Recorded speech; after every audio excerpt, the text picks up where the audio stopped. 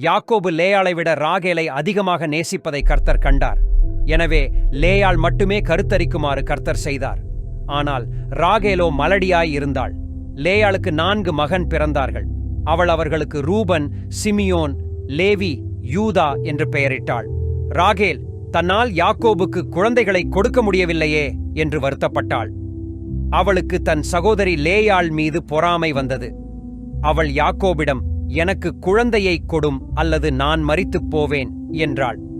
அவனுக்கு அவள் மீது கோபம் வந்தது.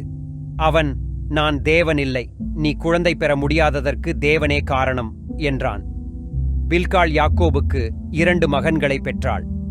அவர்களுக்கு ராகேல் தான் நப்தலி என்று பெயரிட்டாள். சில்காள் யாக்கோபுக்கு 2 மகன்களை பெற்றாள். அவர்களுக்கு லேயாள் காத், ஆசேர் என்று பெயரிட்டாள்.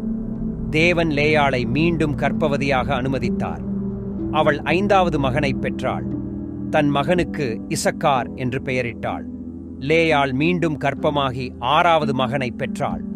அவனுக்கு செபுலோன் என்று பெயர் வைத்தாள். பிறகு அவள் ஒரு மகளை பெற்றாள். அவளுக்கு தீனாள் என்று பெயர் வைத்தாள். பிறகு தேவன் ராகேலின் பிரார்த்தனையை கேட்டு அவளும் குழந்தை பெறுவதற்கான வாய்ப்பை கொடுத்தார். அவள் கர்ப்பமாகி ஒரு மகனை பெற்றாள். தேவன் எனது அவமானத்தை அகற்றி ஒரு மகனை தந்துவிட்டார் என்று மகிழ்ச்சியடைந்தாள். அவள் தன் மகனுக்கு யோசேப்பு என்று பெயர் வைத்தாள்.